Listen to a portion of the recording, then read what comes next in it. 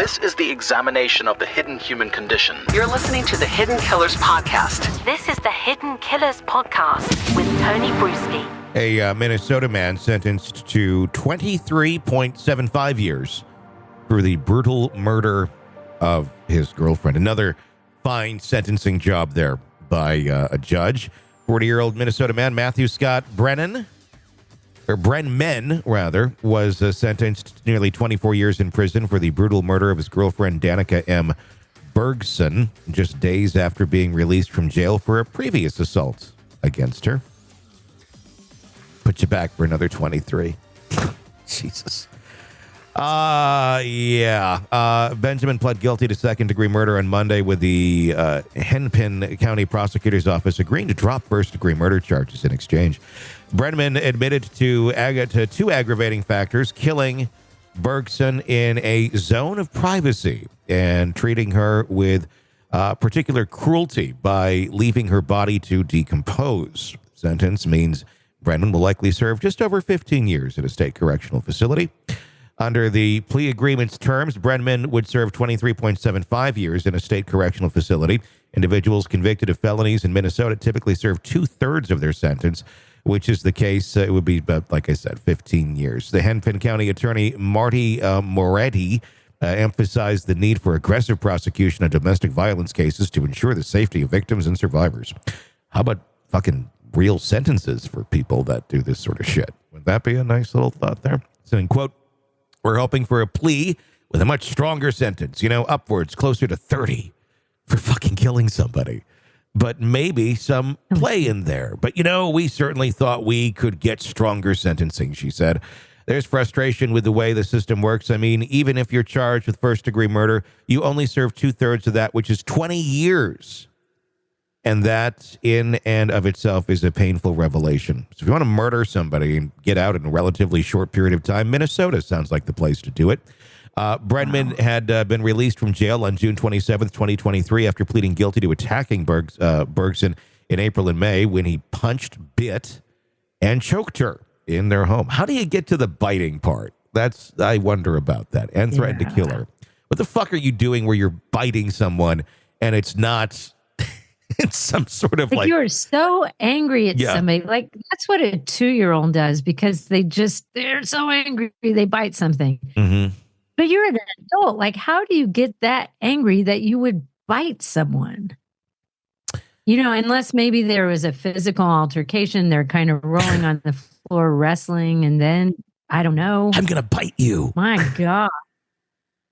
Yeah. Under his guilty plea in that case, prosecutors agreed to no additional time in jail if Bergman did not violate the no-contact order. Because, people like this, if there's one thing you can trust them to do, it's to not violate a no-contact order. Those pieces of paper, super strong. Of paper keeps them away. That's just, if a judge says it and it's put on a piece of paper, by gosh, these crazy people aren't going to violate that. Why would they ever think to do something? 2 days later, punched, bit, and choked her to kill her, and then it's like, you just stay away from her, and we're going to let you out. He's like, okay. We need to start going and prosecute. I know you can't, but we need to start prosecuting these judges. We need to start prosecuting some of these prosecutors that are making these dumbass deals with people that are just like literally they're putting these people in danger. If you look at who's more dangerous, kill her. This person, he did. Who's more dangerous, this person or a judge that allows this sort of shit to go on? Right. Or a prosecutor that's making these fucking dumbass deals with horrible human beings, dangerous human beings. Just okay, another one. Let's keep moving the cases along. 2 days later, according to cell phone records, he was near their apartment. On July 8th of 2023, officers from the Hopkins Police Department were called to an apartment complex after a downstairs neighbor reported yelling and banging from the unit above. Upon entering the apartment, police found Brenneman in the bathroom where they detected a strong smell of bleach. He had ingested it in a suicide attempt. He was subsequently arrested at the scene. He seems real smart. Let's drink bleach to die? Of all the ways to go out, let's get the Clorox. Really? Bergeson was discovered lying in her bed wrapped in blankets and a plastic garbage bag with numerous abrasions and bruises. Authorities believe she had been dead for at least a day.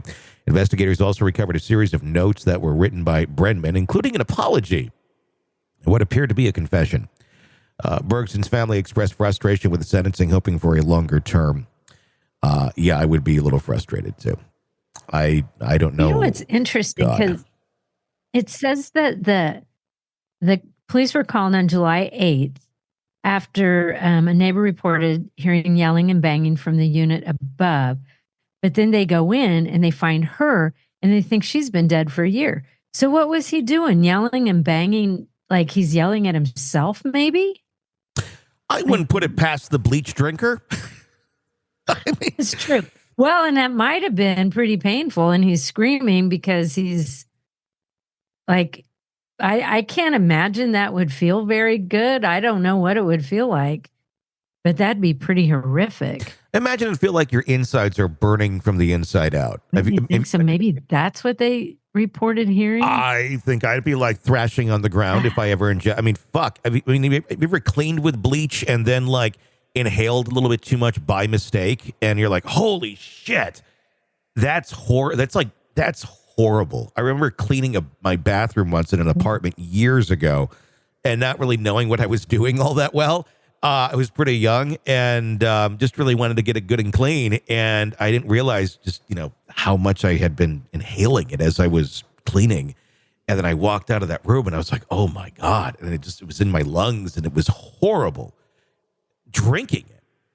And that's not going to go away either. I mean, that's going to sit there and, Because think what it does. If you poured bleach directly on your T-shirt, it might just burn a hole all the way through it. Yeah. And you're ingesting that. I imagine that's what they heard. It would do the same to your insides as well. It would burn a hole through your organs. I'm guessing maybe that's what happened. I don't know. I mean, I think that'd be a more appropriate sentence, quite honestly, of, okay, here's the deal. You get two options. You can do life in prison, or we're going to give you this cup of Clorox. And if you survive the Clorox, you're a free man. But it's your choice. Have the Clorox. I mean, obviously, you drink the Clorox, you're going to die. But I'm going to guess this guy probably might take that as the better option, thinking, well, it's just a cup of Clorox, and then he'll be out. But nope. Surprise, surprise. But in his case, he'll be out in 15 years. So, I mean, why not just hang in there? Tell you what, if I was... Because he's only, 40? Yeah. How old was he? Yeah, I believe 40. I'd be waiting. Yeah, he'll be out in 55. If I was the family, I'd be waiting there with a cup of bleach the day he gets out.